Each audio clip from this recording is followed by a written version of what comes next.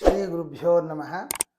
ಲಕ್ಷ್ಮೀ ನರಸಿಂಹಾಯ ನಮಃ. ಆದಿತ್ಯಾದಿ ನವಗ್ರಹ ದೇವತಾಭ್ಯೋ ನಮಃ. ಜುಲೈ ತಿಂಗಳ ಭವಿಷ್ಯ. ಜುಲೈ ತಿಂಗಳಲ್ಲಿ ಆಷಾಢ ಜೊತೆಗೆ ಶ್ರಾವಣ ಇವರ ಸಮ್ಮೇಳನ ಅಂತಕ್ಕಂಥದ್ದು ಈ ಜುಲೈ ತಿಂಗಳಲ್ಲಿ ನಡೀತದೆ. ಆಷಾಢ ಅಂತ ಹೇಳಿದ ಕೂಡಲೇ ನಮಗೆ ಯಾವ ಕೆಲಸಗಳನ್ನು ಮಾಡುವ ಹಾಗಿಲ್ಲ ಅಂತ ಒಂದು. ಆದರೆ ಸಾಧನೆಗೆ ವಿಶೇಷವಾಗಿ ಹೇಳಿ ಮಾಡಿಸಿದಂತಹ ಮಾಸ.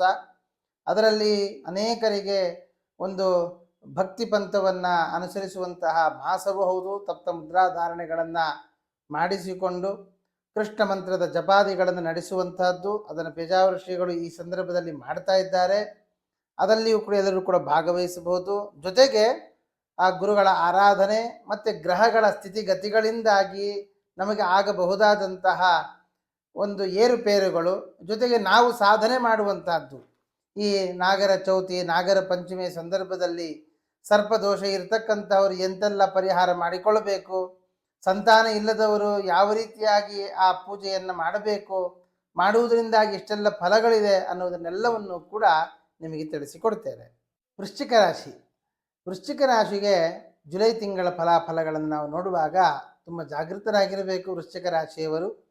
ಕಾರಣ ಗುರುಬಲ ಇಲ್ಲದೆ ಹೋಗುವಂತಹದ್ದು, ಜೊತೆಗೆ ಕರ್ಮಾಧಿಪತಿ ರವಿ ಅಷ್ಟಮದಲ್ಲಿ ಹೋಗುವಂತಹದ್ದು, ಕರ್ಮಸ್ಥಾನದಲ್ಲಿ ಪಾಪಗ್ರಹ ಆಗಿರ್ತಕ್ಕಂತಹ ಲಗ್ನಾಧಿಪತಿಯೂ ಆಗಿರ್ತಕ್ಕಂತಹ ಕುಜನ ಸ್ಥಿತಿ, ಪಾಪೆ ಕರ್ಮಗತಿಯಿತು ಕರ್ಮ ವಿಹತಿ ಅಂತ ಹೇಳುವಂತಹ ಸ್ಪಷ್ಟ ಫಲವನ್ನು ಇಲ್ಲಿ ಕಾಣಬೇಕಾಗಿದೆ. ಅದರಿಂದ ಕೆಲಸ ಕಳೆದುಕೊಳ್ಳುವಂತಹ ಯೋಗ ಅಥವಾ ಕೆಲಸದಲ್ಲಿ ಅಪವಾದಗಳು ಬರುವಂತಹದ್ದು, ಕೆಲಸವನ್ನು ಅನಿವಾರ್ಯವಾಗಿ ನಾವೇ ಬಿಡಬೇಕಾದ ಪರಿಸ್ಥಿತಿಗಳೂ ಕೂಡ ಬರುತ್ತೆ.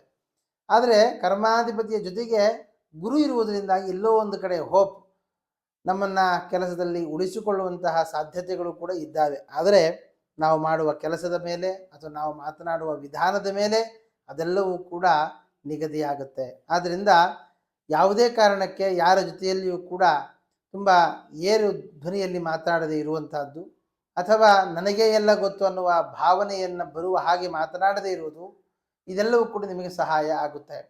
ಗುರುಬಲವೂ ಇಲ್ಲದ ಕಾರಣ ನೀವು ಪ್ರತಿನಿತ್ಯ ವಿಷ್ಣು ಸಹಸ್ರನಾಮವನ್ನು ಜಪಿಸುವಂತಹದ್ದು, ರಾಮನಾಮವನ್ನು ಜಪಿಸುವಂತಹದ್ದು ಬಹಳ ಒಳ್ಳೆಯದು. ನಾನು ಆಗಲೇ ಮೊದಲಿಗೆ ತಿಳಿಸಿದ ಹಾಗೆ ನಮ್ಮ ಉಡುಪಿ ಪೇಜಾವರ ಸ್ವಾಮಿಗಳಾದ ವಿಶ್ವಪ್ರಸನ್ನ ತೀರ್ಥರು ಏನು ಏಕಾದಶಿಯ ದಿವಸ, ಶಯನಿ ಏಕಾದಶಿಯ ದಿವಸ ಅಪೇಕ್ಷಿತರಿಗೆ ಆಕಾಂಕ್ಷಿಗಳಿಗೆ ಏನು ರಾಮಮಂತ್ರದ ಜಪ ಕೃಷ್ಣ ಮಂತ್ರದ ಜಪವನ್ನು ಉಪದೇಶ ಕೊಡ್ತಾ ಇದ್ದಾರೆ.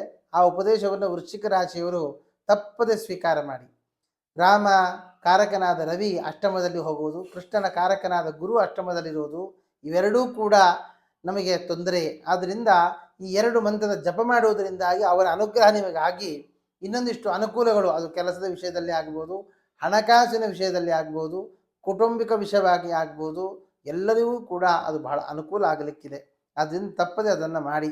ಕಾರಣ ಗುರು ಕುಟುಂಬಾಧಿಪತಿಯಾಗಿ ಪಂಚಮಾಧಿಪತಿಯಾಗಿ ಅಷ್ಟಮದಲ್ಲಿರುವ ಕಾರಣ ಕುಟುಂಬದಿಂದ ತೊಂದರೆ ಆಗುವಂತಹದ್ದು, ಕುಟುಂಬಕ್ಕೆ ನಮ್ಮಿಂದ ತೊಂದರೆ ಆಗುವಂತಹದ್ದು, ಸಂತಾನದ ವಿಷಯಕವಾಗಿ ತೊಂದರೆ ಆಗುವಂತಹದ್ದು, ಹಣಕಾಸಿನ ವಿಷಯಕವಾಗಿ ನಾವು ಕಳ್ಕೊಳ್ಳುವಂಥದ್ದು, ಹಣಕಾಸನ್ನು ಒಬ್ಬರಿಗೆ ಕೊಟ್ಟು ಕಳ್ಕೊಳ್ಳುವಂಥದ್ದು, ಅಥವಾ ಎಲ್ಲೋ ಒಂದು ಕಡೆಯಲ್ಲಿ ತುಂಬ ಇಂಟ್ರೆಸ್ಟ್ ಬರುತ್ತೆ ಅಂತ ಹೇಳಿ ಅಲ್ಲಿ ಹಾಕ್ತೇವೆ, ಅದು ದಿವಾಳಿ ಆಗುವಂತಹದ್ದು, ಈ ರೀತಿಯಾದಂತಹ ಸಮಸ್ಯೆಗಳು ಅಧಿಕವಾಗುತ್ತೆ. ಆದರೆ ಯಾವಾಗ ರಾಮಕೃಷ್ಣ ಮಂತ್ರದ ಜಪವನ್ನು ನೀವು ಮಾಡ್ತಾ ಬರ್ತೀರಿ, ಅದನ್ನು ನಿಮ್ಮ ಒಳ್ಳೆಯ ಮಾರ್ಗದರ್ಶನವನ್ನು ಕೊಡ್ತಾ ಭಗವಂತ ನಿಮ್ಮನ್ನು ಒಳ್ಳೆಯ ಕಡೆಯಲ್ಲಿ ಪ್ರೇರಣೆಯನ್ನು ಕೊಡ್ತಾನೆ.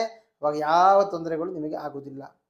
ಅದರ ಜೊತೆಗೆ ಈ ವೃಶ್ಚಿಕ ರಾಶಿಯವರು ಲಾಭದ ಚಂದ್ರನಾದುವ ಕಾರಣ, ಅವನು ಒಂದು ನವಮಾಧಿಪತಿಯೂ ಆಗಿರುವ ಕಾರಣ ತಂದೆಯಿಂದ ಅಥವಾ ದೊಡ್ಡವರಿಂದಾಗಿ ಬರಬೇಕಾಗಿರತಕ್ಕಂತಹ ಸಂಪತ್ತು ನಿಮ್ಮನ್ನು ಅರಸಿ ಬರುವಂತಹ ಸಾಧ್ಯತೆಗಳೆಲ್ಲ ಇದೆ.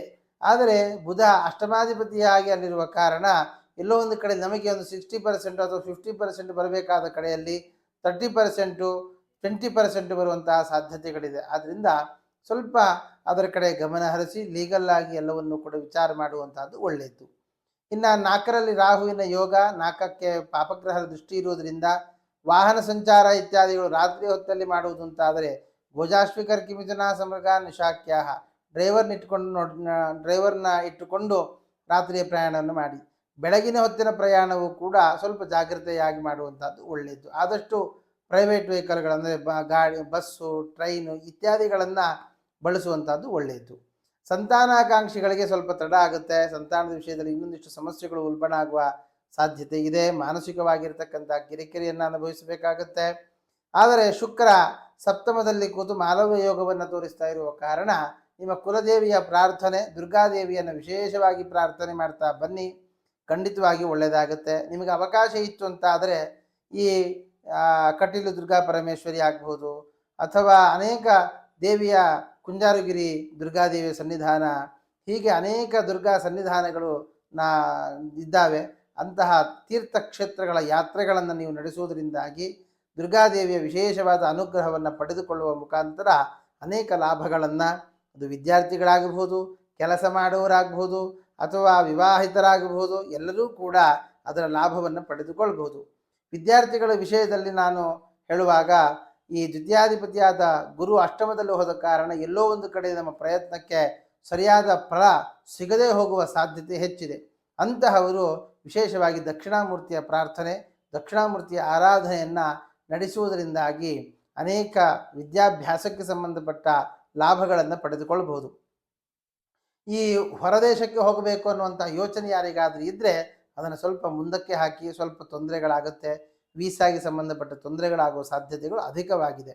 ಇನ್ನು ಕೆಲಸಕ್ಕೆ ಕೆಲಸ ಸಿಗುತ್ತಾ ಇತ್ಯಾದಿಗಳನ್ನು ನೋಡುವಾಗ ಕೆಲಸವೂ ಕೂಡ ತುಂಬ ತಡವಾಗಿ ಸಿಗುತ್ತೆ, ಅಥವಾ ಸಿಕ್ಕ ಕೆಲಸವನ್ನು ಉಳಿಸಿಕೊಳ್ಳಿಕ್ಕಾಗದೇ ಹೋಗುವಂಥ ಸಾಧ್ಯತೆಗಳು ಇತ್ಯಾದಿಗಳು ಬರುವ ಸಾಧ್ಯತೆ ಇದೆ. ಹಾಗಾಗಿ ವೃಶ್ಚಿಕ ರಾಶಿಯವರು ನಾನು ಹೇಳಿದಿರ್ತಕ್ಕಂತಹ ಕೆಲ ಪರಿಹಾರಗಳನ್ನು ನೀವು ಮಾಡಿಕೊಳ್ಳಿ. ತೊಂದರೆಗಳು ಜಾಸ್ತಿ ಆಗ್ತಾ ಇದೆ ಅಂತ ಆದರೆ ಒಮ್ಮೆ ನಿಮ್ಮ ಜಾತಕ ವಿಮರ್ಶೆಯನ್ನು ಮಾಡಿಸಿಕೊಳ್ಳುವಂಥದ್ದು ಬಹಳ ಒಳ್ಳೆಯದು. ದೇವರಲ್ಲಿ ಪ್ರಾರ್ಥನೆ ಮಾಡ್ತೇನೆ, ಎಲ್ಲವನ್ನು ಕೂಡ ದೇವರು ಒಳ್ಳೆಯದು ಮಾಡಲಿ, ಸುಖವಾದ ಸಂತೋಷವಾದ ಜೀವನವನ್ನು ದೇವರು ಕೊಡಲಿ ಅಂತ ಪ್ರಾರ್ಥಿಸುತ್ತಾ ಕೃಷ್ಣಾರ್ಪಣಮಸ್ತು.